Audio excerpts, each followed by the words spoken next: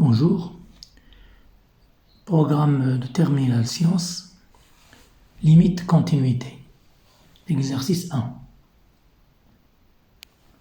On considère la fonction f définie sur R par f de x égale la racine carrée de x au carré plus 1 moins 1 le tout sur x carré si x est différent de 0. F de 0 égale 1 demi. Remarquons que si l'on prend seulement l'écriture de la première ligne, comme ça, il est bien clair que cette fonction n'est pas définie en 0, puisque j'ai au dénominateur la valeur x au carré. Pour x au carré plus 1, bien sûr, c'est un nombre strictement positif. Donc il n'y a pas de problème avec la racine carrée. Cette valeur, cette fonction, si vous voulez, la fonction f, qui a x associe cette valeur, est définie définie en tout point de R étoile, définie sur l'intervalle moins l'infini 0, ouvert en 0, union 0 plus l'infini, R étoile. Si x est différent de 0, nous avons cette écriture, et on ajoute que l'image de 0 égale 1 demi. Montrer que la fonction est continue en 0.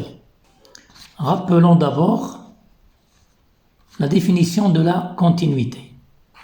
On dit que la fonction f est continue en A, f est continue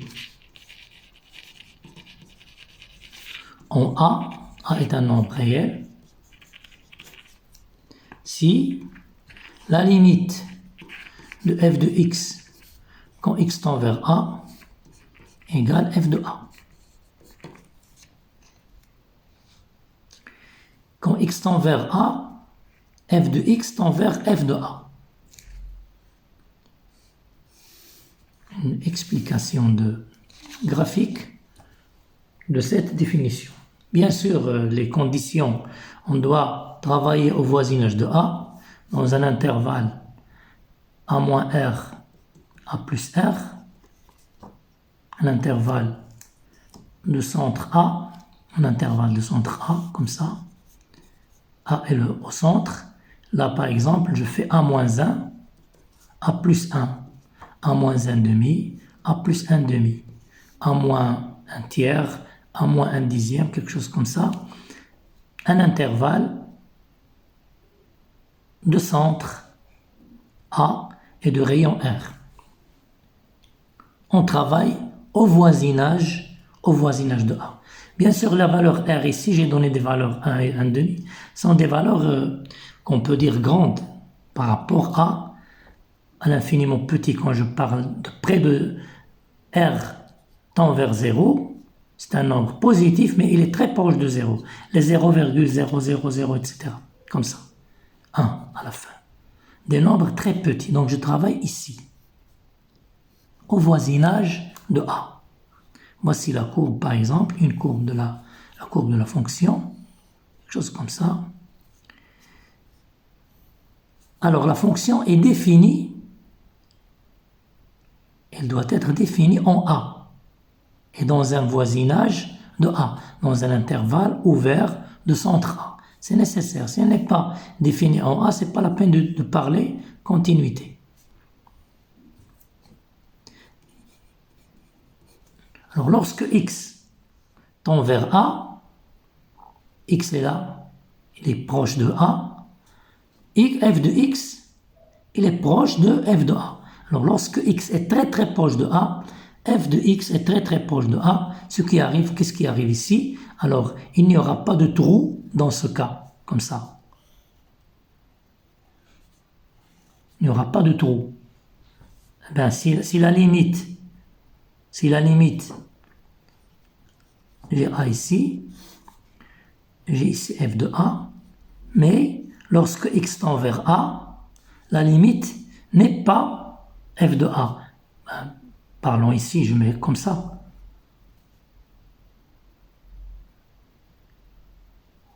La courbe va jusqu'à ce point, saute ici, puis reprend. La fonction n'est pas continue. Alors la continuité, quand je pose le crayon ou le stylo sur la feuille, il ne va pas sauter. C'est ça la continuité. Mais en terminale sciences, la chose n'est pas très compliquée. Par contre, dans d'autres filières, il y a autre chose. Mais ici, c'est très facile. On dit la limite de f de x quand x tend vers a égale f de a. C'est le cas ici. Nous avons une fonction définie,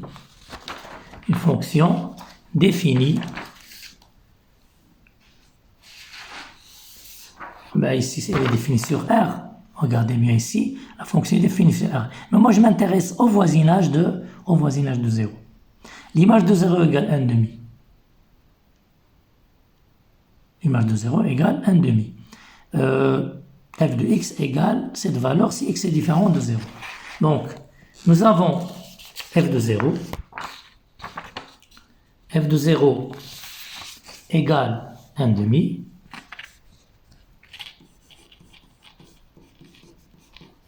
Calculons la limite en 0. La limite de f de x quand x tend vers 0 égale la limite de la racine carrée de x au carré plus 1 moins 1 sur x au carré quand x tend vers 0.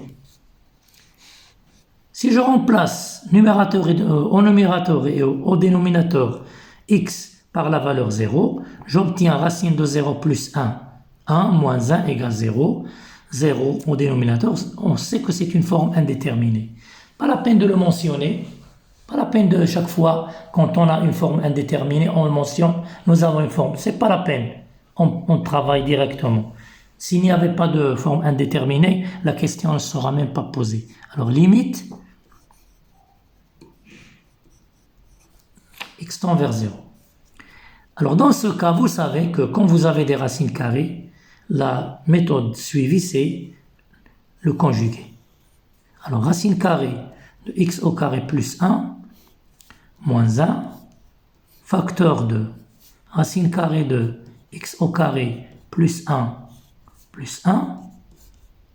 sur x au carré, racine carrée de x au carré plus 1, plus 1. J'ai multiplié numérateur et dénominateur par le conjugué, à savoir la racine carrée de x au carré plus 1, égale la limite de x quand x tend vers 0, la limite de cette fonction quand x tend vers 0. Alors là, j'ai une identité remarquable, je fais x au carré plus 1 au carré, racine carrée bien sûr, moins 1 au carré sur x au carré, la racine carrée de x au carré plus 1, En faisant cette méthode, je sais qu'il y aura une simplification, c'est certain, par x ou une puissance de x, ou une racine, ou je ne sais pas, mais il y aura toujours une simplification relative à ce x tend vers 0. X au carré plus 1, moins 1 sur x au carré, racine carrée de x au carré plus 1, égale la limite quand x tend vers 0. Alors là, avec moins 1 simplifié, je simplifie x au carré, j'aurai 1 sur la racine carrée de x au carré plus 1. Là, il n'y a pas d'indétermination, le problème est résolu. Je vais remplacer x par 0.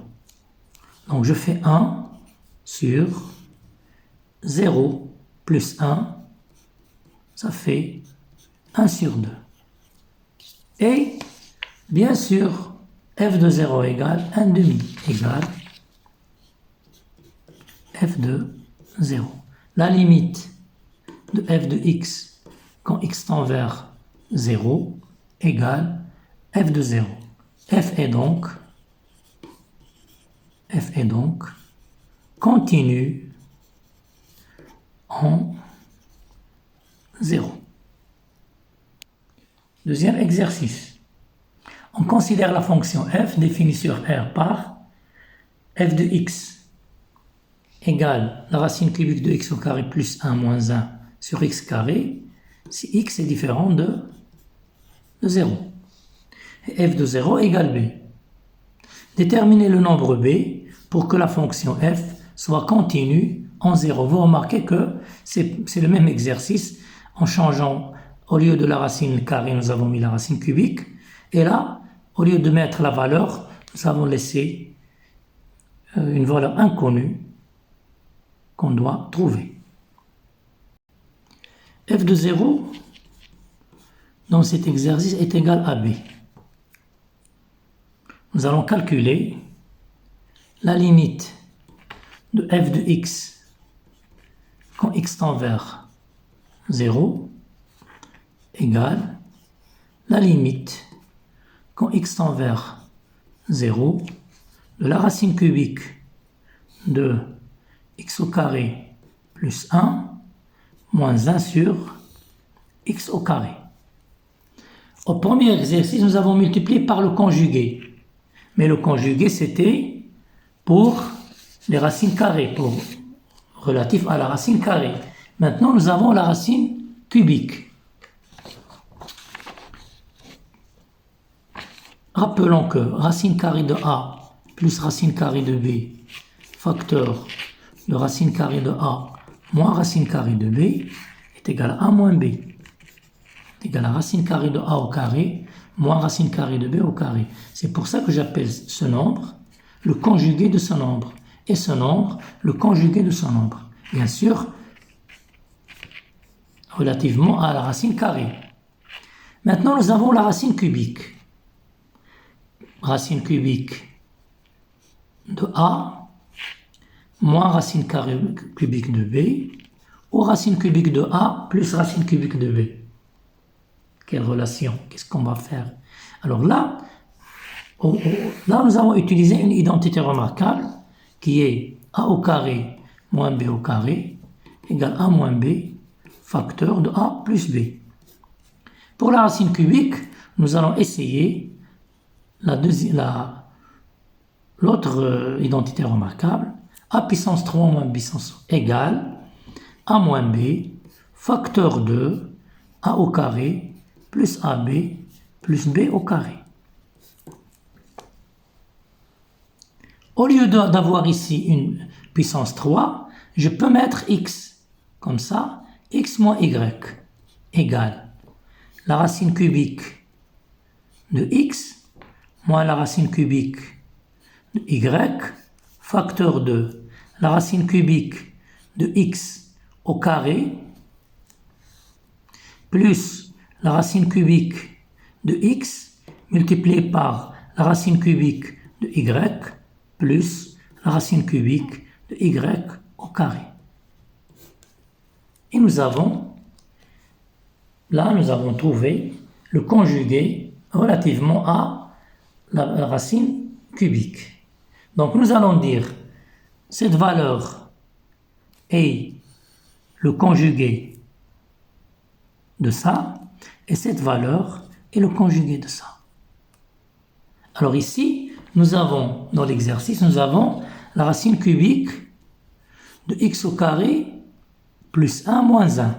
Bon, je veux multiplier par quoi pour avoir à la fin x moins y. X c'est ça. Pour avoir x au carré plus 1 moins 1, comme on a fait pour le premier exercice, je veux arriver à cette valeur. Par quoi je vais multiplier? Voici la première valeur, voici la deuxième. Là, ces deux valeurs, là, cette valeur joue le rôle de cette valeur. Et cette valeur joue le rôle de cette valeur. Donc, qu'est-ce que je vais écrire ici? Là, j'ai écrit la racine cubique de x au carré. Donc, je vais écrire ici la racine cubique de quoi? De x au carré plus 1 au carré.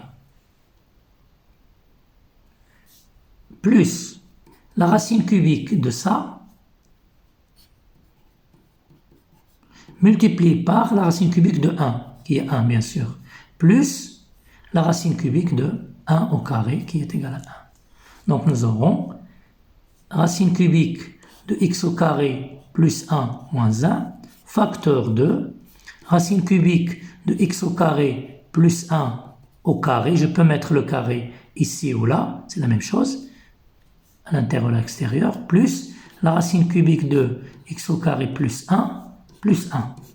J'ai trouvé le conjugué. Mais vous pouvez me dire que là, c'était une identité remarquable, simple, x3 moins 1. Oui, c'est juste. Regardez bien, x puissance 3 moins 1 égale x moins 1, facteur de x au carré, plus x plus 1. C'est ce qu'on a fait ici. X au carré plus x plus 1. X étant cette valeur. En ayant trouvé la valeur de conjugué, j'écris puissance 3, x au carré plus 1 moins 1, facteur 2. J'écris, voici le conjugué, nous l'avons trouvé tout à l'heure. C'est la racine cubique de x au carré plus 1 au carré, plus la racine cubique de x au carré plus 1, plus 1. La racine cubique de x au carré plus 1 au carré, plus la racine cubique de x au carré plus 1 sur x au carré, racine cubique de x au carré plus 1 au carré, plus la racine cubique de x au carré plus 1. Alors, les prochaines fois ou les prochains exercices, on ne va pas écrire ça. On va donner directement le résultat comme ça. Limite, x tend vers 0. Voici le résultat. Nous allons écrire directement x au carré plus 1 moins 1, c'est-à-dire la racine cubique au puissance 3 moins 1 puissance 3 sur x au carré. On va sauter cette étape.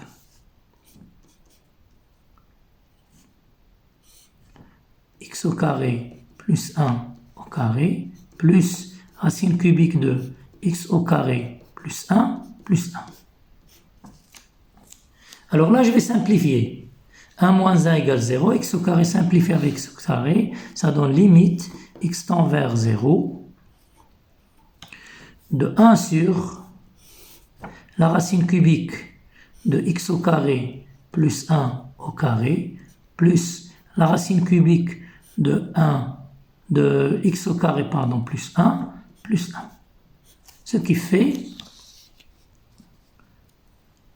1 sur 0, 1, 1, 0, 1, 1, 0, 1, 1, donc c'est 1 sur 3. Alors, pour que f soit continu en 0, il suffit de prendre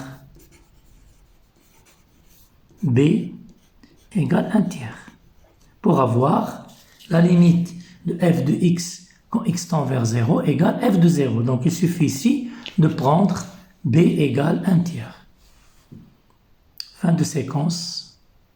Au revoir, à la prochaine.